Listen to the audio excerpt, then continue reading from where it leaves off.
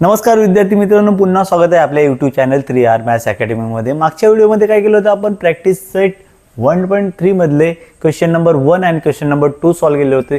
जर तुम्ही अजून तो व्हिडिओ बघितले नसेल तर त्याची लिंक आपल्या डिस्क्रिप्शन बॉक्समध्ये जा आणि तुम्ही पहिले ते व्हिडिओ काय करा बघा। आता काय करू आपण, या व्हिडिओमध्ये क्वेश्चन नंबर 3 सॉल्व्ह करू। क्वेश्चन नंबर 3 मध्ये काय दिलं होते, solve the following simultaneous equation using Cramer's rule. काही सायमल्टेनियस इक्वेशन दिले होते, ते काय करायचे आपल्याला, क्रॅमर्स रूलचा यूज करून काय करायचे, सॉल्व्ह करायचे। क्रॅमर्स रूलला दुसरं नाव आहे डिटर्मिनंट मेथड, त्याचे यूज करून काय करायचे तुम्हाला, सायमल्टेनियस इक्वेशन सॉल्व्ह करायचे। First 3x - 4y = 10 and second equation दिले तुम्हाला 4x + 3y = 5। So write down first given equation in solution. Given equation दिलेले इक्वेशन तुम्हाला लिहायचे 3x - 4y = 10। पहिला इक्वेशन म्हणून मी त्याला इक्वेशन फर्स्ट लिहितो। Second 4x + 3y = 5, second equation म्हणून त्याला काय करतो मी, सेकंड इक्वेशन। आता हे दोघी इक्वेशन काय करायचे तुम्हाला, कंपेअर करायचे। कंपेअरिंग इक्वेशन 1 and 2 विथ कोणासोबत कंपेअर करायचे तुम्हाला, a1x + b1y = c1 and a2x + b2y = c2 respectively. यांच्यासोबत काय करायचे तुम्हाला, कंपेअर करायचे। आता कंपेअर केलं, पहिलं इक्वेशन कंपेअर करायचे, x चा कोएफिशिएंट a1 आहे, तर इथे x चा कोएफिशिएंट किती आहे, 3, म्हणजेच a1 = किती येणार आहे तुमचं, 3। सेकंड y चे कोएफिशिएंट b1, इथं y चे कोएफिशिएंट काय आहे, -4, म्हणजे b1 = किती येणार आहे, -4 c1 म्हणजेच किती येणार आहे तुमचं, 10 कॉन्स्टंट टर्म। सेकंड इक्वेशन मध्ये x चा कोएफिशिएंट इथं a2, इथं x चा कोएफिशिएंट किती येणार आहे, 4, म्हणजेच a2 = 4 येणार आहे। y चा कोएफिशिएंट b2, इथं y चा कोएफिशिएंट किती येणार आहे, 3, so b2 = 3 and constant term c2 = 5। आता हे कंपेअर केल्यावर आपल्याला काय फाइंड करावं लागतं, dx आणि dy। नाउ d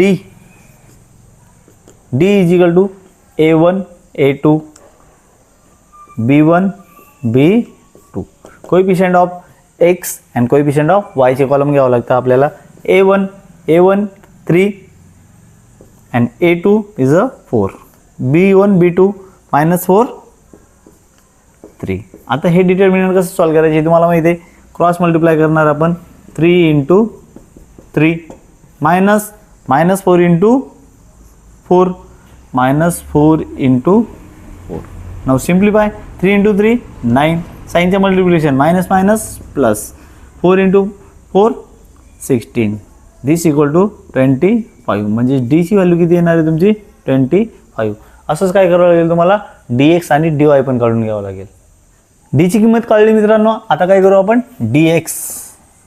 आता dx काय असतो, dx म्हणजे x चे कोएफिशिएंट, याच्यामधून काय करायचे, x चे कोएफिशिएंट न लिहिता तुम्हाला काय करायचे, तिथं कॉन्स्टंट c1 and c2 लिहायचे, c1 c2 and b1 b2 as it is तुम्हाला राईट करावं लागतं, b1 b2, हे येणार आहे आपलं dx। Now put the value c1 c2 10 5 10 5, b1 b2 -4 3 -4 3। Now simplify, cross multiply, 10 × 3 10 × 3 -4 × 5 -4 × 5। Now 10 × 3 30, minus काय होणार आहे, plus, and 4 × 5 is 20। So dx = किती होणार आहे, 50। आता काय काढावं लागेल तुम्हाला, dy।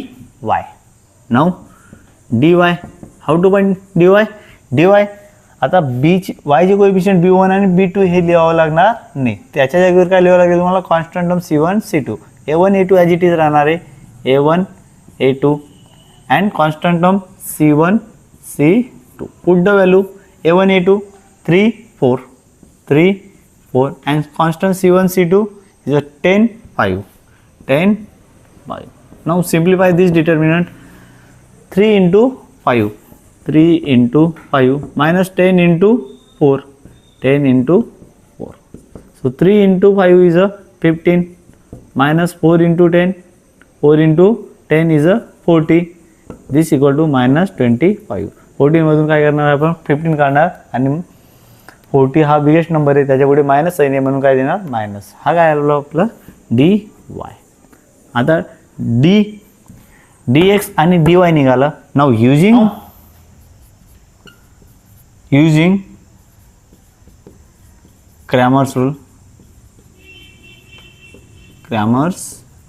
आता काय करणार आपण क्रॅमर्स रूल वापरणार. Cramer's rule is x is equal to dx upon d and y is equal to dy upon d. Now put the value dx किती काढला आपण 50 अपॉन d is 25. So 25 1 25 25 2 50. Therefore x is equal to 2. x ची value किती आली 2. y ची value काढू. y is equal to काय येणार आहे dy upon d. dy is -25 upon d is 25. So 25 1 25 25 1 25. Therefore y is equal to -1. अशा प्रकारे काय केली आपण x आणि y ची व्हॅल्यू फाइंड करून घेतली. आता त्याला काय करू शब्दामध्ये लिहू. Hence x y write down in order pair. x ची व्हॅल्यू काढली होती आपण 2 आणि y ची व्हॅल्यू काढली होती -1. Are solution of given equations. दिलेले इक्वेशनचे सोल्युशन राहणार आहे x is equal to 2 and y is equal to -1. अशा प्रकारे काय केलं आपण क्वेश्चन नंबर 3 मधला पहिला एक्झाम्पल सॉल्व्ह केलं. आता काय करू एक्झाम्पल नंबर 2 सॉल्व्ह करू. तर चला विद्यार्थी मित्रांनो क्वेश्चन नंबर 3 मधला एक्झाम्पल नंबर 2 सॉल्व्ह करू. Right down first given equation. What is given equation 4x + 3y - 4 is equal to 0. Which the equation first. Second 6x is equal to 8 - 5y. Which the equation second. असे एक equation आले की direct solve करायला तयार व्हायचं नाही. सगळ्यात पहिले काय करायचे त्याला त्यांच्या प्रॉपर फॉर्ममध्ये ax + by is equal to c च्या फॉर्ममध्ये तुम्हाला काय करावं लागेल हे इक्वेशन पहिले लिहून घ्यावं लागेल. तेव्हाच तुम्हाला काय करायचे ते कम्पेअर करायचे. Now first write equation first and second. First we write equation first and second in the form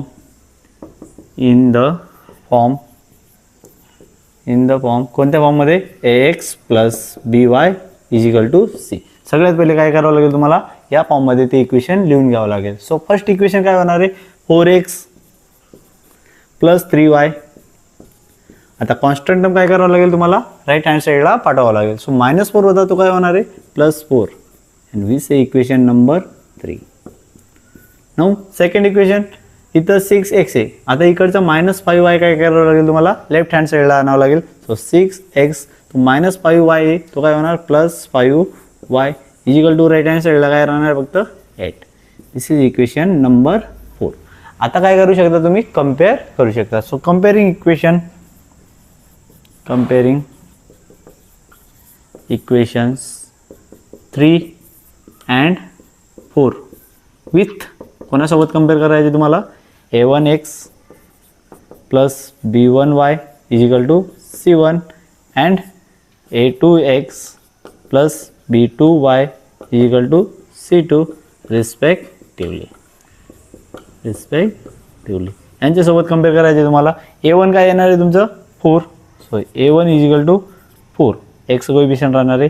b1 y चं कोएफिशिएंट इथे काय राहणार आहे 3 and c1 constant term is equal to 4.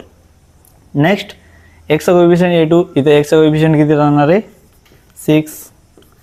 b2 किती येणार आहे y चा coefficient 5 and c2 constant term second equation मधला 8. अशा प्रकारे काय केलं आपण a1 a2 b1 b2 and c1 c2 काय केलं लिहून घेतलं. आता काय करावं लागेल तुम्हाला dx and dy फाइंड करावं लागेल. So find the dx and dy. Now आता काय करावं लागेल आपल्याला d फाइंड करतो पहिले मी. d is equal to a1 a2 b1 b2 म्हणजे कोएफिशिएंट असतात आपले x आणि y चे. So a1 a2 4 6 b1 b2 3 5 आता हा डिटर्मिनंट सॉल्व करणार आपण. 4 × 5 20 डायरेक्ट मल्टिप्लाय करतो मी. 4 × 5 20 minus 3 × 6 3 × 6 is 18. Therefore d is equal to किती येणार आहे तुमचं 2. ही आली तुमची डीची व्हॅल्यू. आता काय करतो मी डी एक्स फाईंड करतो. डी एक्स काय असतो, आता एक्सचे कोएफिशियंट तुम्हाला लिहावं लागत नाही, त्याच्या जागेवर constant term C1 and C2 लिहावं लागतं तुम्हाला. C1 C2 and B1 B2. Right down C1 C2 काय आहे तुमचे 4 अँड 8 4 8. B1 B2 काय होते तुमचे 3 and 5 3 5. Therefore solve this determinant. Cross multiply करणार आपण. 4 into 5 is 20 minus 3 into 8 is 24. So 20 minus 24 किती येणार आहे -4. दिस इज युअर dx. नाव आता काय पण करणार आपण dy. नाव dy काय असतो, आता y चे कोएफिशियंट आपण b1 आणि b2 लिहिणार नाही, त्याच्या जागेवर काय करणार आहे आपण कॉन्स्टंट C1 अँड C2 लिहिणार आहे. So A1 A2 and constant यांच्या जागेवर कॉन्स्टंट C1 C2 येणार आहे. Right down the A1 A2 काय होते 4 6 C1 C2 4 8. नाउ सिम्प्लिफाय दिस डिटर्मिनंट. 4 into 8 क्रॉस मल्टिप्लाय करणार. 4 into 8 किती झाले 32 मायनस 4 into 6 24 किती उरणार आहे ते 32 मधून 24 गेले 8. हा काय आला तुमचा dy. आता डी निघालं, dx निघाला आणि dy निघाला. आता काय करणार आपण by using Cramer's rule. Cramer's rule use करणार. x is equal to dx upon d and y is equal to dy upon d. Now dx किती काढला आपण -4 upon d2. So 2 1 2 2 2 4. therefore x is equal to किती येणार तुमचं -2 and y is equal to dy is 8 and d is 2. 2 1 2 2 4 8. therefore y is equal to 4. x आणि y ची value भेटली. Right down in a words. Hence order where x ची value काढली होती आपण -2, y ची व्हॅल्यू काढली आपण 4. Are solution of given equation. हे दिलेले इक्वेशनचे काय राहणार आहे सोल्युशन राहणार आहे. अशा प्रकारे हे काय होतं क्वेश्चन नंबर 3 मधला एक्झाम्पल नंबर 2. पुढे काय करू आपण क्वेश्चन नंबर 3 मधला एक्झाम्पल नंबर 3 सॉल्व करू. तर चला विद्यार्थी मित्रांनो क्वेश्चन नंबर 3 मधला एक्झाम्पल नंबर 3 सॉल्व करू. Right down first given equation काय दिले x + 2y = -1 with the equation first. Second 2x - 3y = 12 equation number second. आता यांना काय करा कम्पेअर करणार. पहिली ते आपले स्टँडर्ड फॉर्ममध्ये आहेत का ते बघून घ्या. ax + by = c मध्ये. सो ऑलरेडी काय त्या फॉर्ममध्ये आहेत. मग काय करणार आपण डायरेक्ट कम्पेअर करणार. कम्पेअरिंग इक्वेशन 1 अँड 2 विथ कोणासोबत कम्पेअर करायचे तुम्हाला a1x + b1y = c1 and a2x + b2y = c2 respectively. ना कम्पेअर करा. आता x चं कोएफिशियंट a1. सो a1 इथं x चं कोएफिशियंट किती आहे काहीच नाही, म्हणजे तिथं काय राहणार कोएफिशियंट 1 राहणार आहे. सो a1 = किती येणार आहे 1. y चं कोएफिशियंट b1. सो इथं y चं कोएफिशियंट किती आहे 2 अँड कॉन्स्टंट टर्म c1. इथं c1 काय येणार आहे -1. सेकंड इक्वेशनमध्ये x चं कोएफिशियंट a2. इथं x चं कोएफिशियंट किती येणार आहे 2. b2 y चं कोएफिशियंट -3. c2 कॉन्स्टंट टर्म काय आहे 12 सेकंड इक्वेशनमध्ये. अशा प्रकारे a1 a2 b1 b2 and c1 c2 तुम्हाला लिहून घ्यावं लागतं. नेक्स्ट काय करतो आपण find d dx and dy. इथं मी d फाइंड करून घेतो. Now d what is d a1 a2 b1 b2 coefficient of x and y. x चे कोएफिशियंट a1 a2 असतात आणि y चे कोएफिशियंट b1 b2 असतात. Now write down the value a1 a2 1 2 b1 b2 2 -3.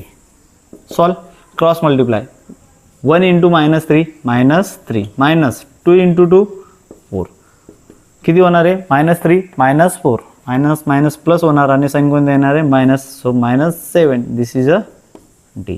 आता काय करू dx आणि dy काढू.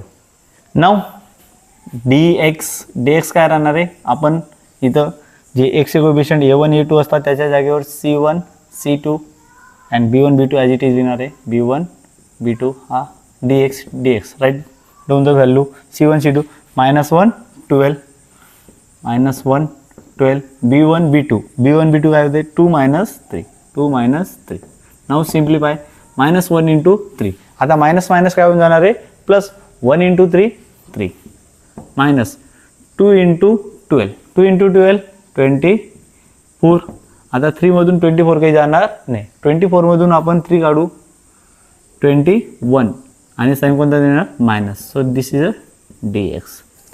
आता काय करावं लागेल तुम्हाला dy काढावं लागेल. dy कसं काढणार आपण जे b1 b2 आहे त्यांच्या जागेवर काय करणार आपण कॉन्स्टंट नंबर c1 c2 ठेवणार. म्हणजे a1 a2 जसंच्या तसं a1 a2 b1 b2 च्या जागेवर काय करावं लागेल आपल्याला c1 c2. Now put the value a1 a2 1 2 c1 c2 -1 12 now solve this determinant 1 into 12 is a 12 minus 1 into 2 -2. Therefore 12 minus काय होणार आहे +2 this equal to 14. So dy किती येणार तुमचं 14. Now by using Cramer's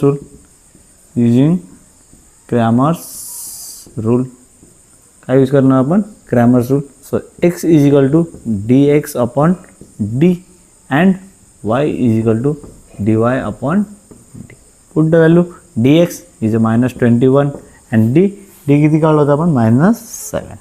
So minus minus plus होणार आहे 7 1 7 7 3 21. Therefore x is equal to किती येणार आहे 3 and y is equal to dy किती काढलं होतं आपण 14 upon d किती काढलं होतं -7.